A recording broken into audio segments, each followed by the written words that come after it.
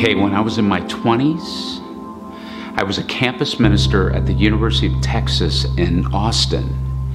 And there was this fellow campus ministry that had this purpose motto, and it went like this. Their purpose was to know God and to make Him known.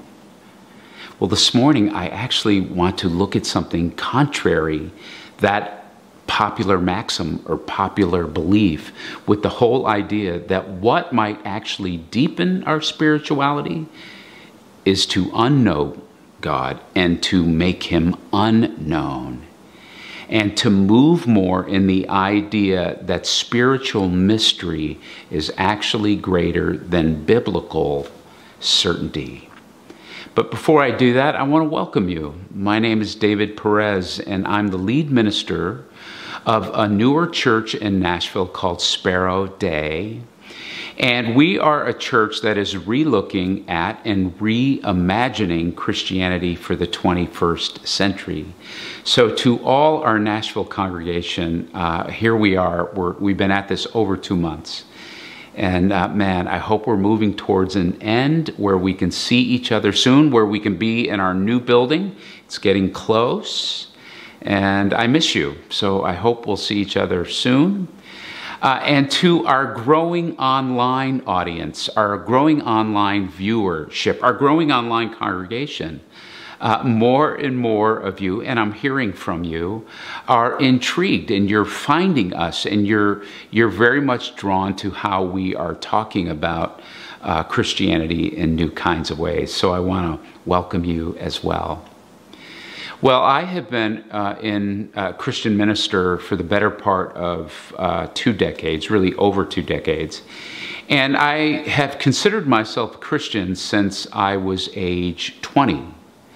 Now, I have to admit something to you. For most of that time, the kind of Christianity I was part of did not dabble in the idea of mystery at all.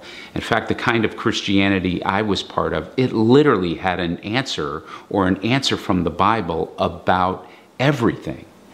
So when I had life's questions and needed an answer, the kind of Christianity I was part of would sort of said, well, don't look out into the universe for those answers, right? They're not there.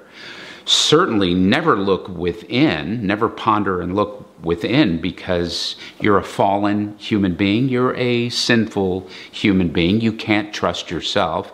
No, where you find the answers to life is in this book we believe, in this doctrine we hold to, into this faith we claim, into this God we follow. All the answers are right there. So when real questions about life came, and let's be honest, life has real questions. When real questions came and I was looking for an answer and wasn't getting an answer, they even had an answer for why I wasn't getting an answer. And the answer might be like this: well, maybe you've wandered away off the truth. Maybe you're not believing enough. Maybe there is some sort of unconfessed sin, some unconfessed awfulness in your life. Maybe that's why you're not getting an answer. Maybe what you want, God doesn't want, and what you want is less than His best. And until you forego what you want and pick His best, then maybe you'll get an answer. Or maybe God has an answer and you'll get the answer, but there needs to be a little more development in you first. So here it was, this faith of certainty. Even when I was uncertain and staying uncertain, it had a certain answer as to why I was uncertain. I was either disobedient or wandered off or not believing enough, right? Well, every now and then the whole system would get stumped. There was just like a big doozy of a question that was hard to answer for everybody. And the kind of faith I was part of, this faith of certainty, they would even concede that. And they had 2 answers for why we were not getting the big answer. And one of them was this: well, the reason we're not getting an answer is because God is mysterious. And I'd go, wait, isn't that an answer? When I don't get something, God is then mysterious? Or they might say something like this, well, God's ways are higher than our ways. And I would think, okay, there's still another answer. The answer when I'm not getting an answer is God has high ways and I have low ways. Now listen, I'm not taking a shot at this at all. No, I'm actually quite empathetic, quite understanding that when we go through life and deal with real struggles in our life, to have a faith that has answers, to have a faith that has answers that gives us hope is a real thing. Oh no, I get that. But when I was part of this faith of certainty, actually the irony happened for me. The more I had real life's questions and the more someone just had answers, literally an answer for everything that I had to mentally agree with and call that faith, it actually wasn't giving me hope. It actually wasn't giving me security. The irony was happening. As the more answers came, the more insecure it made me. And the more somebody just got honest and authentic and just go, you know, I don't really have an answer for that. We don't really have an answer for that. Or there are a ton of attempted answers that people disagree on. Actually, when someone said things more like that, or when my heart just released and gave over to that, the irony of actually more assurance and security came. No, when I was kind of glued and fixated on a faith of certainty and there was an answer for everything, it just robbed me of living in the wonderful tension of mystery, the wonderful tension that there doesn't have to be an answer for everything. And now that I'm continuing to learn that, and I'm continuing to learn that, being in this wonderful tension and being in the presence of mystery and spiritual mystery with God and just allowing that, I just experience a deeper relationship, a deeper kind of spirituality in my Christianity with that. Well, earlier this week, I spoke to best-selling author and professor, public intellectual, Pete Enns, about this whole idea of certainty and the Christian faith. A few years ago, Pete wrote a great book called The Sin of Certainty, where he deals with this whole thing. And so I had the chance to have a conversation with him for a few minutes via Zoom. And before I say any more words, I want you to watch this conversation that Pete and I had.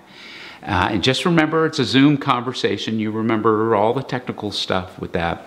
But Pete and I will engage for a few moments. And then after Pete and I speak, have our conversation, I want to talk about how we maybe can move more and experience this spiritual mystery.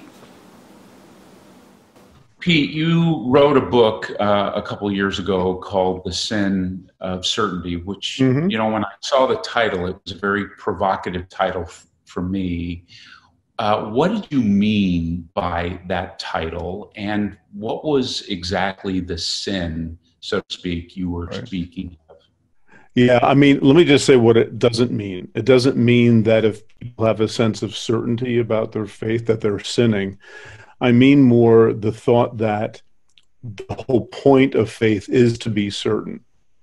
And that can give sort of a false comfort and almost, I mean, not to use, you know, alarmist language, but almost like an idle thing where you have to be certain about faith. And so for me, the sin of certainty is when people are sensing there's a change happening in me and I feel like I have to move forward, but no, I'm going to stay where I am, sort of circle the wagons and stay there. That's sinning.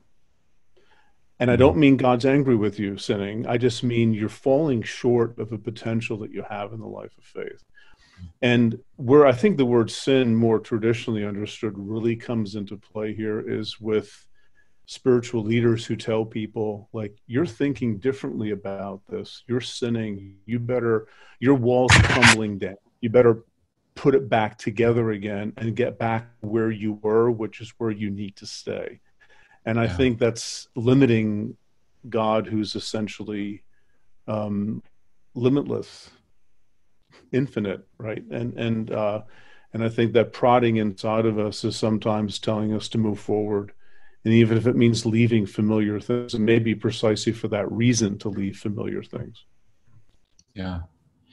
You know, you the kind of faith that, I was kind of raised on, a conservative Protestant evangelicalism, being certain, be assured, holding on to some sense of security, that became, that was part of the means of spiritual maturity. So Right. I think have we oversold this whole certainty as a means to maturity? Well, yeah, I think it depends on who the we is, but I generally I agree, because I think, as you said, that's more a property of, I would even go so far as to say, conservative Western Protestant Christianity, and elsewhere in the world where Protestant Christianity has had inroads through missions work. So I don't think this describes all of Christianity. Roman Catholicism, Eastern Orthodoxy have a long Right. track record of resting in the mysteries of God and not feeling like they have to be certain. But I think, just the long and short of it, in my opinion, is that conservative Protestantism really is a child of the 19th century. This is going to sound really boring, but it's not. A lot of things happened during the 19th century, like Charles Darwin, right, or biblical archaeology, all of which sort of put the Bible and made it seem less special, less unique. That's really what it comes down to. And I think as a result of that, there's been a lot of fighting back, because you feel like you're losing this anchor on your faith, which is the Bible. And people have been fighting back. And so the reaction has been hyper certainty, Right. defend the Bible at every turn. And I think we're products of that. I am too. That's my early Christian years were in that same sort of context, so I understand it.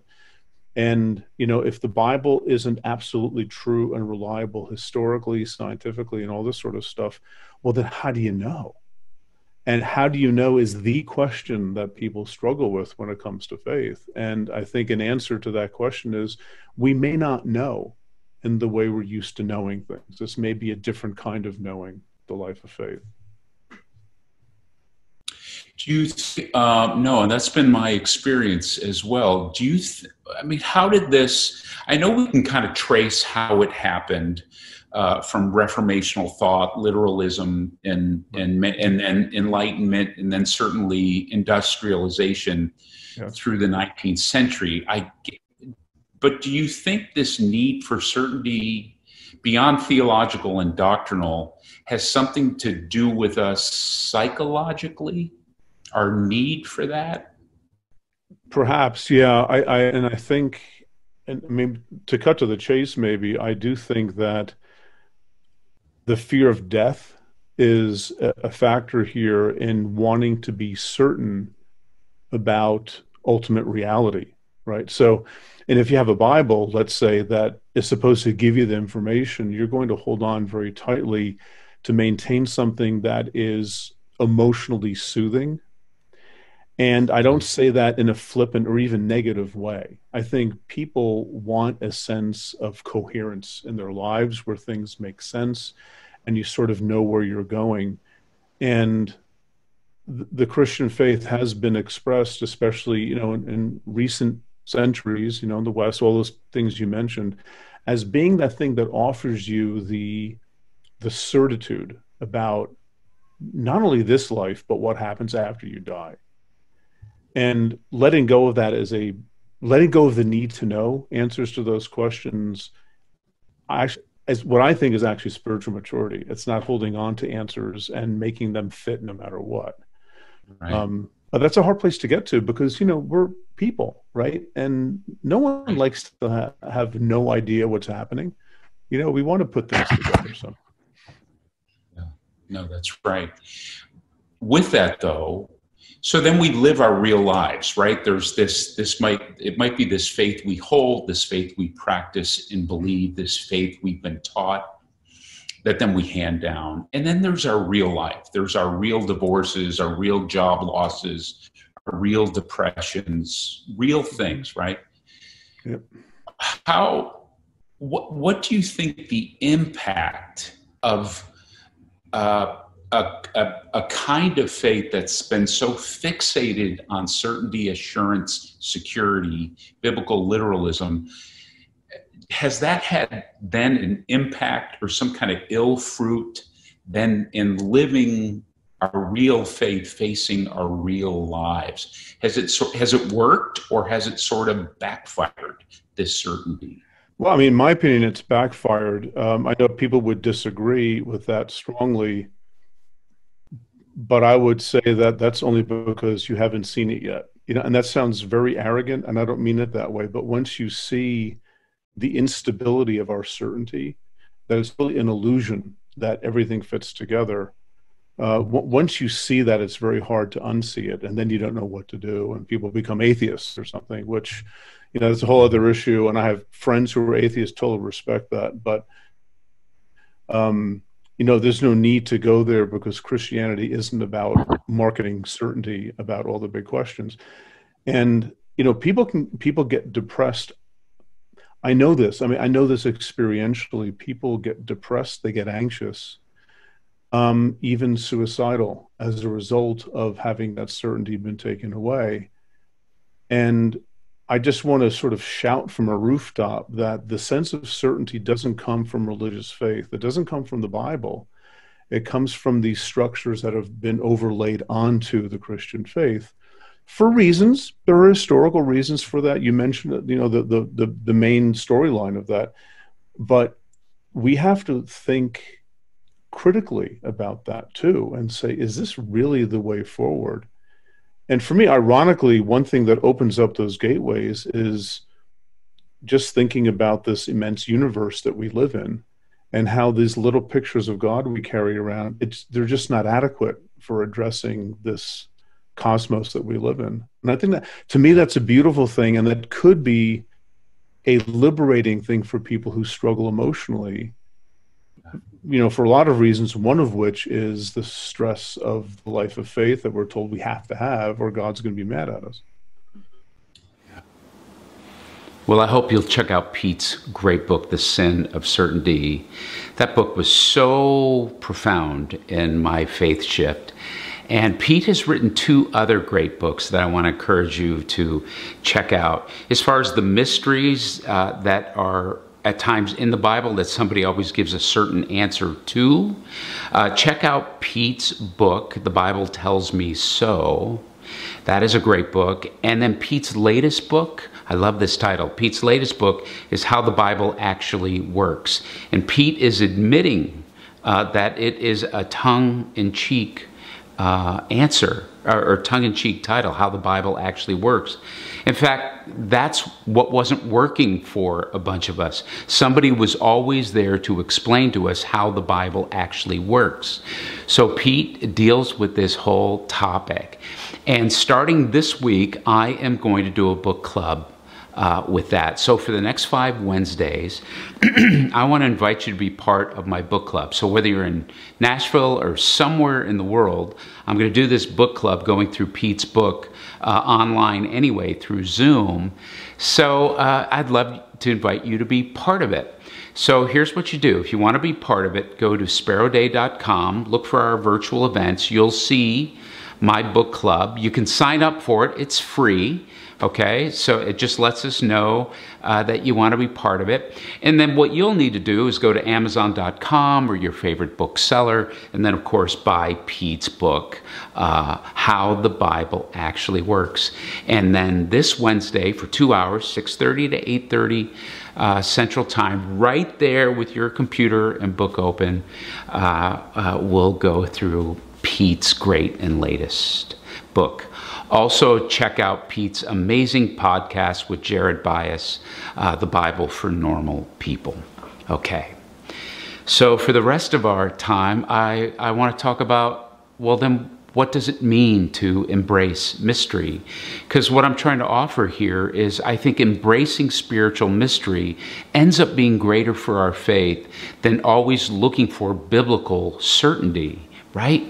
So I think mystery is all throughout the scriptures. The scriptures reveal that God is mysterious. In fact, I love what Job says here in Job 11. Look at this. Can you find out the depths of God, or find out the perfection of the Almighty?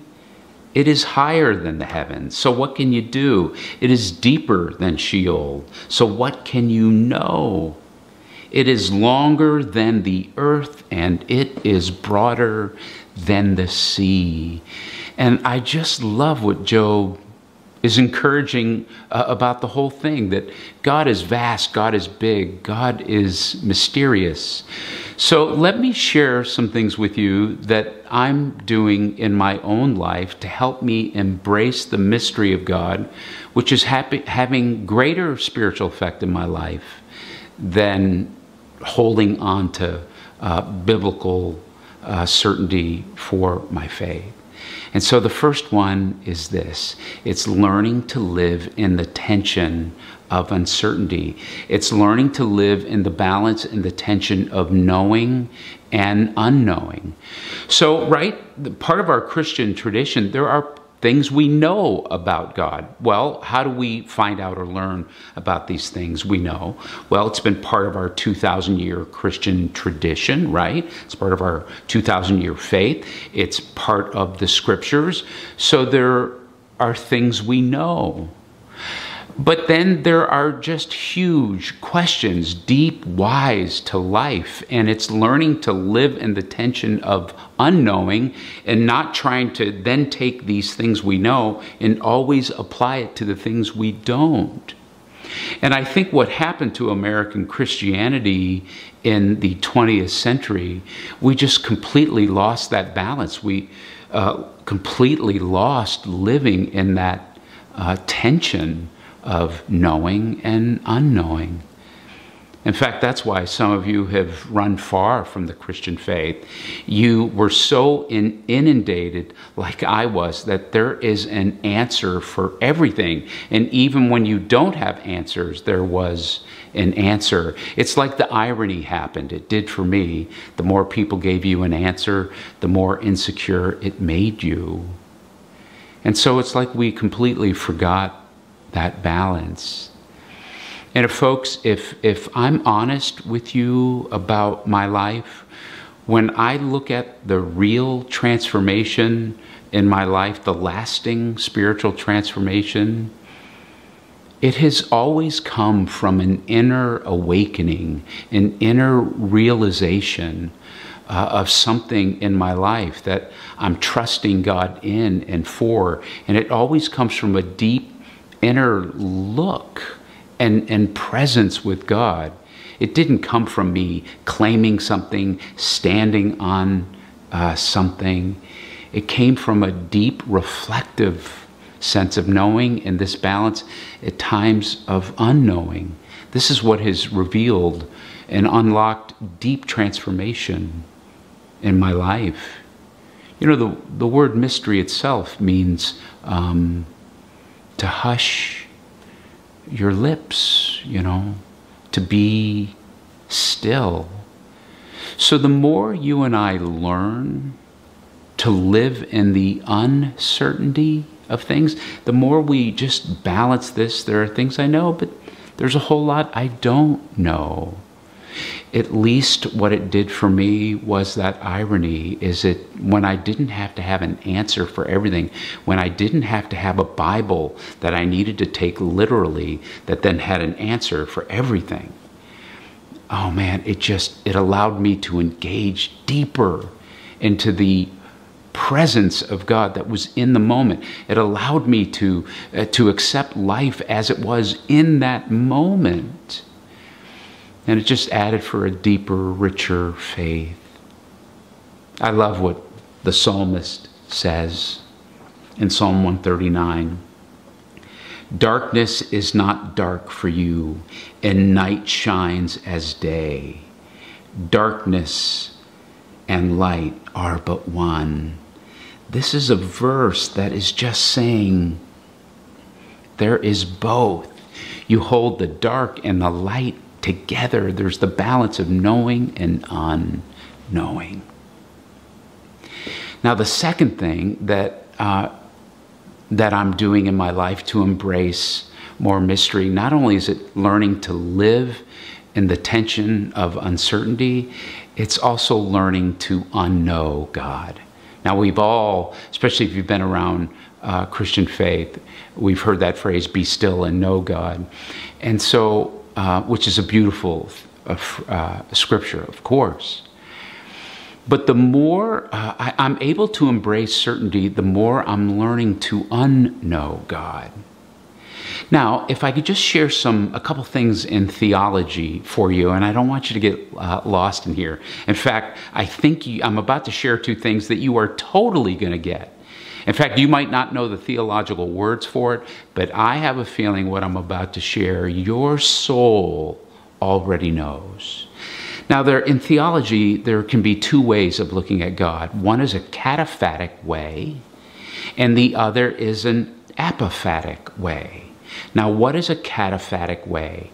A cataphatic way of viewing God is when we view God in terms or understanding that is just that. It's things we can relate to. So it's like, God is my Father. God is my friend. He walks with me. He talks with me. He's there for me. It's a way of viewing God in a way that helps us to know God. It helps us to relate to God. It's important. It's important to have a view in terms and a theology, scriptures that help us know God. Now, is that all God is? Well, I don't believe it is. I believe what these terms do is more than describe God as He is, they help God, a cataphatic way helps describe God for me because I'm limited. So they help and they're important and they give great amounts of security and hope. Sure, right? When we view God through anthropomorphic, really human terms that help me understand Him. But if you only view God that way, or your view that way is so literal that that's the only way God is, I believe it ends up being limiting for us. So there is an apophatic way. So if a cataphatic way of viewing God is a view and terms we use to understand how we speak of God, an apophatic way is how we don't speak of God. It's how we unknow God. It's how we just stay very open to the mystery of God. And so when you look at the life of Christ, you really see Jesus having the balance of a cataphatic knowing terms and an apophatic mystery sense. Of course, Jesus would often slip away and meet with His Father. Jesus would often teach them about God, the Father. So Jesus was using cataphatic terms about God to describe God in ways that all of us can relate to and approach. This gives great hope. It's very important. But Jesus also led them and taught them in the deep mysteries of God. I think of this passage in Mark, in a parable that Jesus is teaching about God. And He says, the seed is sprouting and growing, but we do not know how. We don't know how God moves. We don't know the way always He works. And then Matthew 13:30 says, let the good and the bad seeds grow together until the harvest. It's like Christ is completely comfortable with the balance of this knowing and unknowing. And you know, when I'm just imagining for God, when you're God and you know you're all about love and you know that ultimately love wins, when you know that, You don't have to have an answer for everything. You don't have to demand that everything is neat and tidy. You can actually sit at a table where the good and the bad and the explained and the unexplained can all meet together. And so Jesus really also had an unknowing approach to God. There's this one scene in the New Testament. It's recorded in Matthew, Mark, and Luke. It's called the Transfiguration. And it's this amazing time that Jesus goes up on this mount, up on this hill, and actually meets with God. And there is a bright light, and a couple of his apostles are looking on. And it's so bright, it's so vivid, they can see it clearly. And Jesus's followers are taking it all in. They can see it vividly. And then all of a sudden, out of nowhere, this cloud comes down, hovers over Jesus on the mount, and they can't see a thing. And it seems like right there's this illustration in our Christian faith that it is the knowing and the unknowing all together. You know, sometimes I think when we have a faith that has to be certain about everything, it's really speaking more about our psychology than our theology. We just use theological terms to explain something psychologically we need to have, which is certainty. And if I could offer this, and I know I might be chancing something here, but when you have to have a faith that's always certain about everything, when you have to have a faith that always quotes the Bible and makes the Bible a roadmap about everything, standing on the promises, it may speak about the faith you and I don't have. You actually, you're replacing your trust with this need to have certainty, and you're actually using the Bible to do that. And it's not true faith at all. You see, the word for faith is pisteo, or it's not, this isn't going to sound really pleasant, but pistis. And the Greek word for faith, actually, it doesn't mean belief in something. It means trusting in someone. And when our faith is just about the security of what certain words say or promises they make, and we have to ascribe all security and certainty to that, that's just mental agreement that we call faith, which is different than actually trusting in someone when things are very uncertain.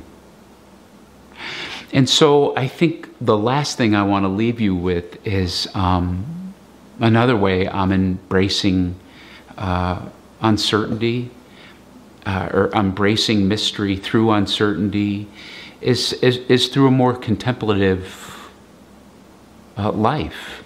It's be still and know God. It's learning to be still and unknow God. It's learning to reflect and be still and just live moving towards the tension of uncertainty.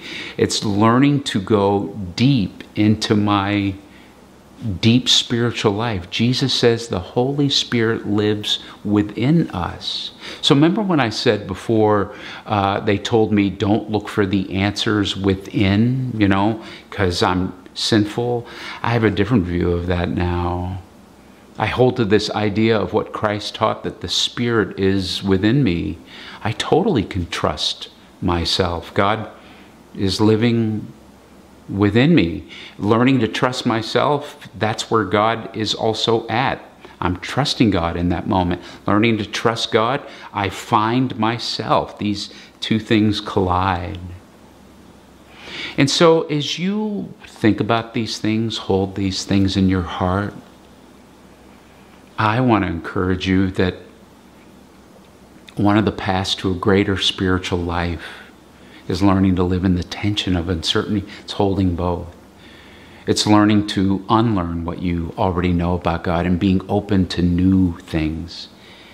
And a more contemplative lifestyle and life where you're just being still and holding the mystery. You don't have to have an answer for everything. it starts to awaken things. You know, the deep things in my life that have changed, as I said, they've come through more spiritual awakening than standing on or claiming things. And I'll leave you with this. When I was a little boy, my parents told me, David, you can't cross the street on your own. This is when I was really little, 3, 4, 5, right? 6. I couldn't, and you probably had the same instruction from your parents or guardians and have given them the same to your kids if you have them. And I wasn't allowed to cross the street on my own. So I remember coming to this one busy street where my grandparents lived, where there was a grocery store and a drugstore where I wanted to get candy to the other side.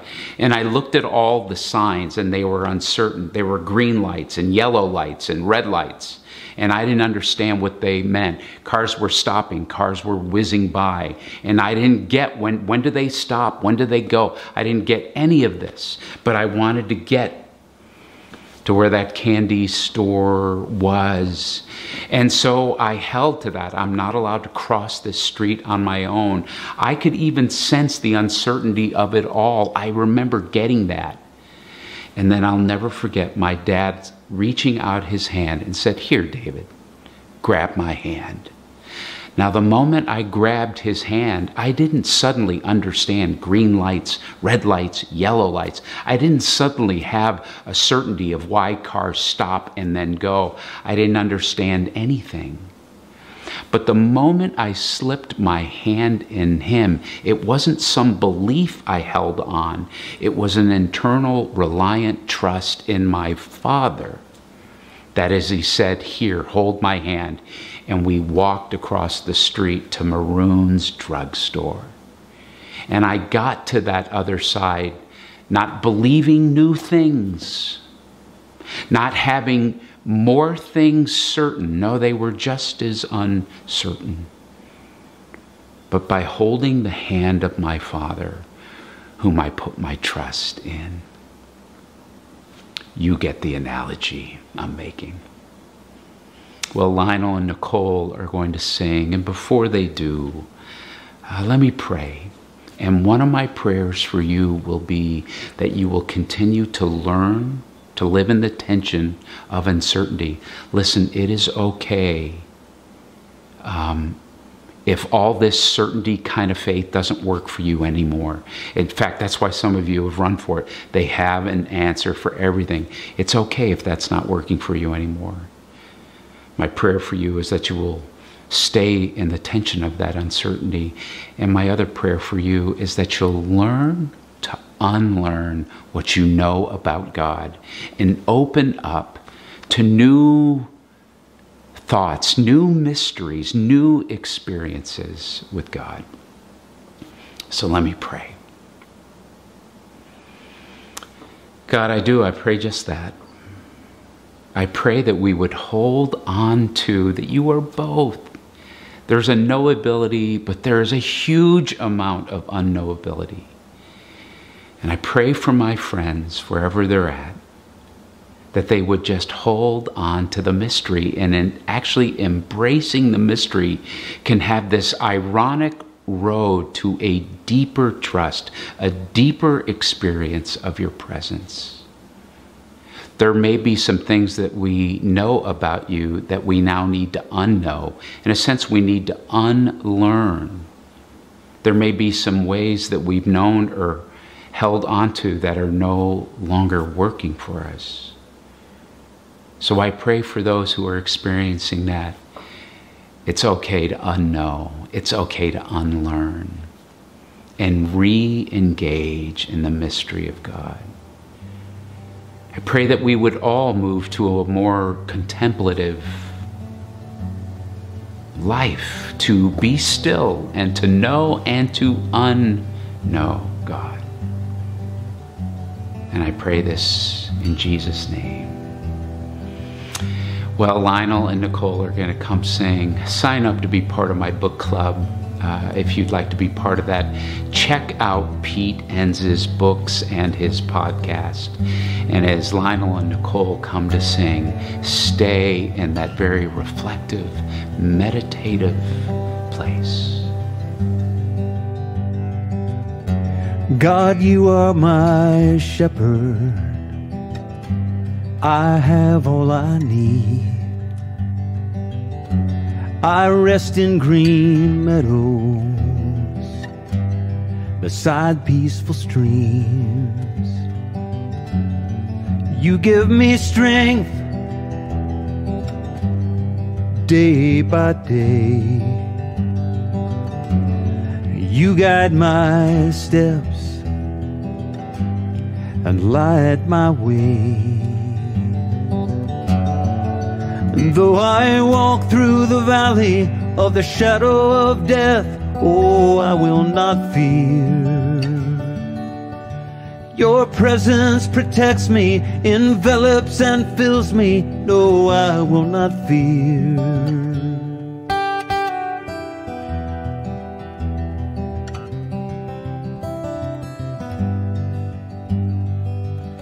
The 23rd Psalm is one of the most iconic pieces of writing in all of literature. For me, it's one of the most centering, one of the most grounding, because it reminds me that my spiritual experience, at the end of the day, is not about religion. It's not about theology. It's about a relationship, one-on-one, with God, the divine, the higher power, whatever label you prefer. I find that recalibrating my life to that core relationship puts everything else in proper perspective. God, you are my shepherd.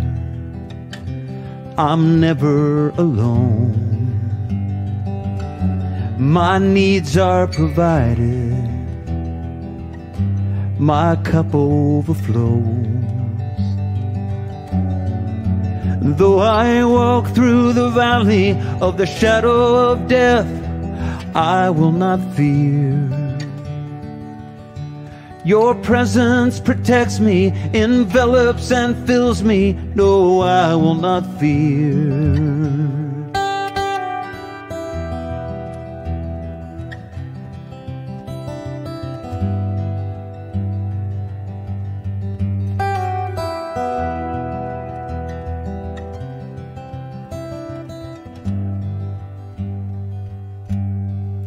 Surely goodness and mercy shall follow me all of the days of my life.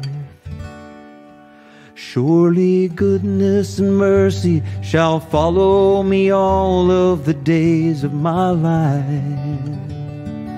Surely goodness and mercy shall follow me all of the days of my life. Surely goodness and mercy shall follow me all of the days of my life. God, you are my shepherd.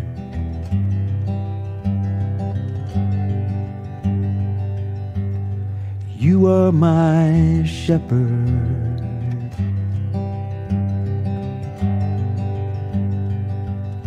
God, you are my shepherd. I have all I need.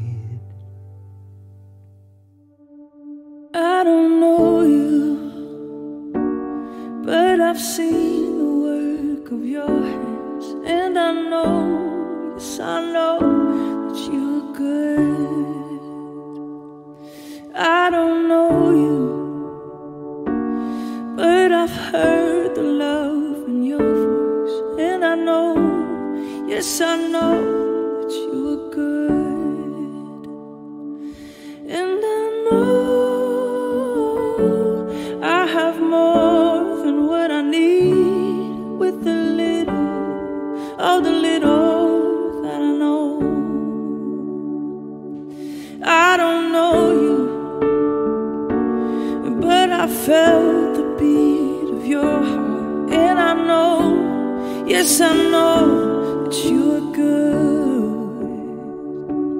I don't know you, but I found there's life in your eyes. And I know, yes I know that you are good. And I know that I have more than what I need, with the little, oh the little that I know. And I know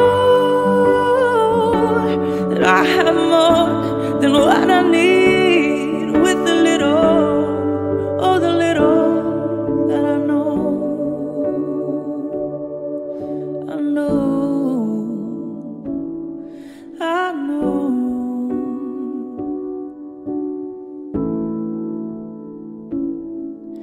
So shake up the ground of all my tradition, break down the walls of all my religion. Your way is better. Your way is better, yeah. Shake up the ground of all my tradition, break down the walls of all my religion. Your way is better. Your way is better. So I will make room for you to do whatever you want to do whatever you want to. Yes, I will make room for you, to do whatever you want to do whatever you want to, yeah.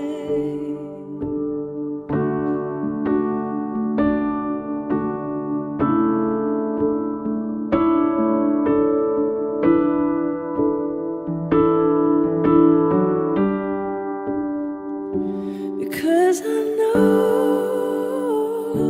that I have more than what I need, with the little, oh the little that I know. Yes I know I have more than what I need, with the little, oh the little that I know. Just a little, just a little that I know.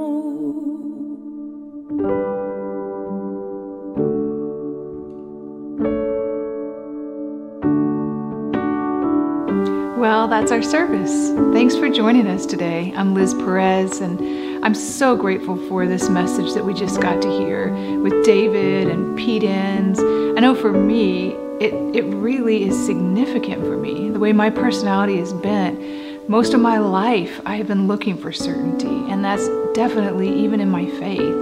And yet in the end, it really undoes a lot for me because it's not faith. I'm looking for certainty. And so as I've had to really have a better relationship with uncertainty, that has really grown my faith. So I'm really grateful for this message. I hope you are too. And I do want to let you know about a couple things that we have coming up this week. As David mentioned, he'll start his book club with Pete's book, and that's this Wednesday, so you can go on our website to sign up for that. And then we'll do our second Lunch and Learn this week. And Dory Gorman, who is a member here at Sparrow Day, brought it to us last week. She's also the chaplain for the YMCA. And then her husband, Rich Gorman, will be bringing this Lunch and Learn this Friday. So just grab your lunch. It's really just 30 minutes. And Rich is going to be coming to us and talking to us about anxiety and how we can handle that, especially in these times. So join us for that. Anything else you want to know about is going to be on our website. And then lastly, thank you for giving to Sparrow Day. Truly, it is helping us. If you would like to continue to give, and especially do it electronically, you can just go to our homepage, hit the button at the top that says Give Here. It's all safe and secure, and your giving matters. So thank you, and we'll see you next week.